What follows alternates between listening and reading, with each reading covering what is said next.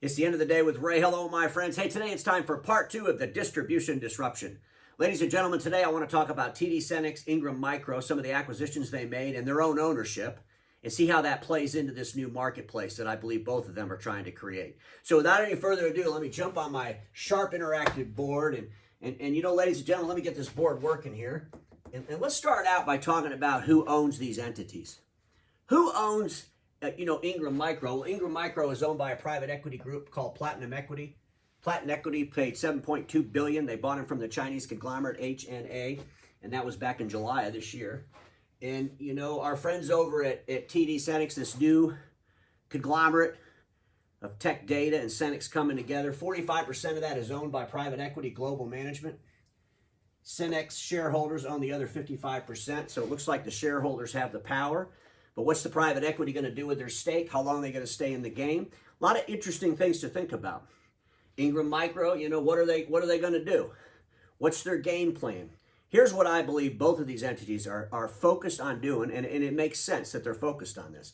They're focused on getting sticky with resellers. The stickier they get with the resellers, the more the reseller is going to buy the products they need from their distribution centers. That's the reality.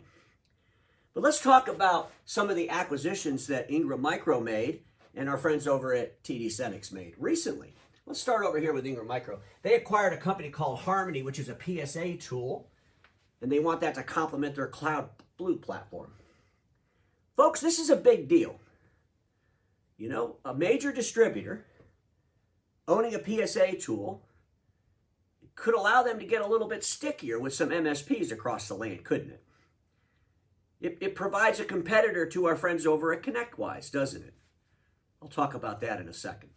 Let's talk about our friends over at TD Synnex. They went out and they bought a company called Advanced Technology, ATTCO, and a subsidiary EKM Global, which is a small print management tool. And you know, ladies and gentlemen, I got to ask both TD Synnex and Ingram Micro this question right now. What in the hell makes you believe that distribution centers like yourself are going to get resellers, IT resellers, your customers for the most part, to go out and sell a bunch of managed print services when the industry that invented managed print services has failed so miserably at it? And it's not even that they failed at it. It's that the SMB marketplace doesn't want it. It's never been a product for the SMB marketplace. Managed print services was invented 20 years ago when things were just out of control and costing with print. Print was still growing. Print was expensive. And the industry that sells copy machines that were now becoming printers invented managed print services so they could capture the devices that were used to print, mainly HP in those days. And they wanted to capture that volume.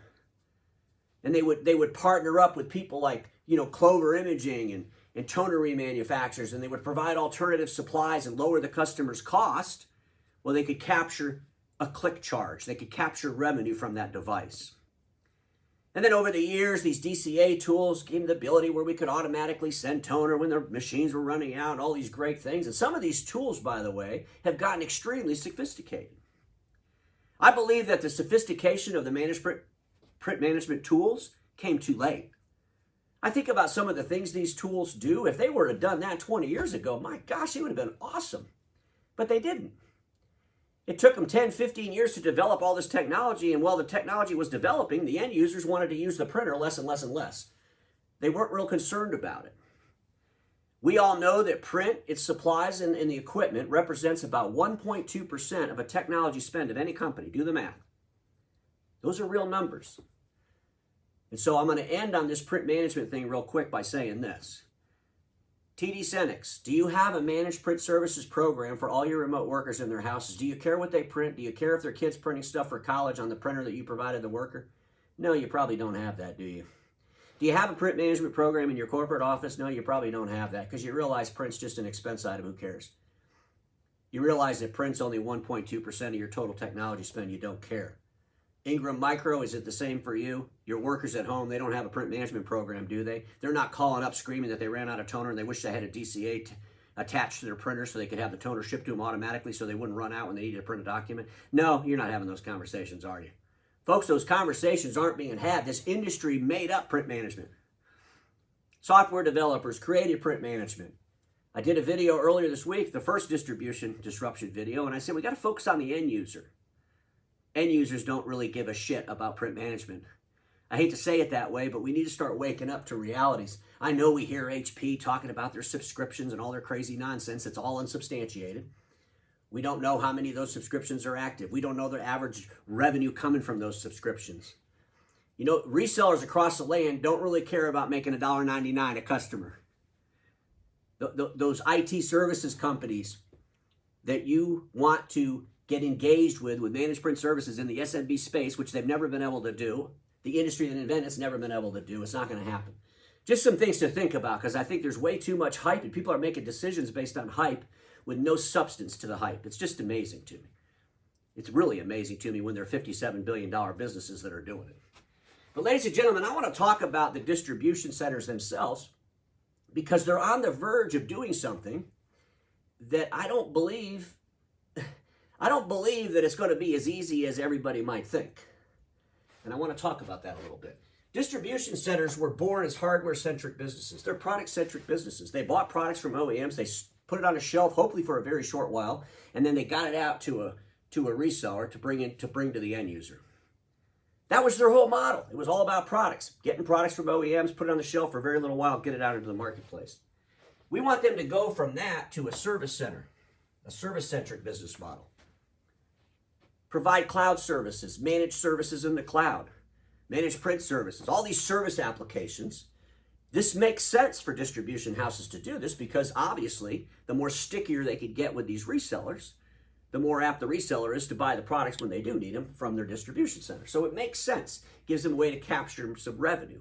But the transition from a product-centric business, especially a $57 billion product-centric business, to a service-centric business, is going to be a tough road to hoe. The document imaging channel industry has been trying to do this for over a decade. It's still tough for them. So, you got to ask yourself a question. If you looked at both TD Synnex and Ingram Micro, how much of your business is coming from products that are sitting on a shelf for a little while and then they go out into the marketplace?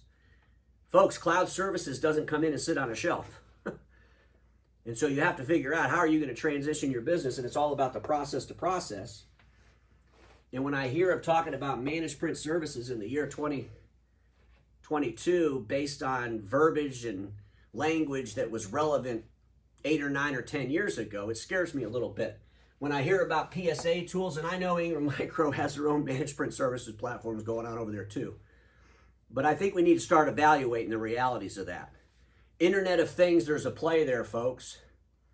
But you got to remember, every one of these OEMs that makes print equipment has cloud platforms already. Most of them are free. And so we have to decide how are we going to play with the OEMs and their platforms coming out to the marketplace. Are the resellers really going to want the distribution houses to control what their end users get from a supply perspective? Because to me, this whole managed print services nonsense at these distribution houses is really just about controlling that supply business. Everybody knows the money's in the supplies. If resellers will give up the rights and let the distributors just ship supplies, whatever printers are needing supplies, and take that control away from those resellers, I'm not sure resellers are going to fall for that, number one. I think resellers are going to want to have their own print management program in their own office if that's what they want to do. But in all reality, what we're seeing in the world today, and Amazon.com has proven it, that people are spending billions of dollars buying printers and toners without any kind of contracts, without any DCA tools. So we have to clear our head on how all that's going to work. But the other thing that we're trying to do in these distribution houses is financing. And, look, distribution houses offered floor plans. Distribution houses had credit lines. It was more of a product-centric mindset. Now we're trying to lease equipment on hardware as a service, software as a service, funding hardware and software to resellers so we can go out into the marketplace on as a service model and the resellers can get their money up front. That's a whole different business model than a credit line. That's a whole different business model. And, how do you go from this product-centric model to these robust services model when you're a $57 billion entity? It's going to be tough, folks. It'll be interesting to watch how this plays out. But on my next slide, I want to share with you how I believe some of this could get real exciting. And so if you look over here, I have my friends over at TD Synnex, Ingram Micro, and AWS. And the first thing I want to do is talk about AWS for a second. Remember when I was talking about both TD Synnex and Ingram Micro are going to have to change from a product-centric, massive organization to a services organization? AWS was born as a service organization. It's a $60 billion services organization. They're already there. They don't have to do anything. There's no transition for them. Amazon.com has all the products. So both TD Synnex and Ingram Micro are trying to become Amazon to a degree. Amazon Web Services. Amazon Web Services is way, way ahead, way out front. So what kind of relationships will Amazon Web Services build with the resellers that buy products from both Ingram Micro and TD Synnex? Will AWS beat them to the punch? You're all looking at this board, and I know you're seeing a couple of things. So the first thing I want to talk about is Thoma Bravo, and let me get my board working here. I put them on the board to remind everybody that private equity sells stuff. They buy stuff and they sell stuff. Thoma Bravo, I did a video a couple weeks ago, or maybe a week ago, and I said that they have, Kofax up for sale for $3 billion. That just means they are selling stuff. They'll either sell it, they'll do a leverage loan against it, but they're going to exit out of that sooner or later, right? What if AWS went over to Thoma Bravo and said, you know what, we want to buy ConnectWise. We see where Ingram Micro bought Harmony and they're delivering PSA services to the resellers. We want to do the same thing, but we're big, bad, and bold ass, and we want to go ahead and buy the biggest one in the land. We're going to buy ConnectWise. Can you imagine if that happened, folks? What game-changing that would be?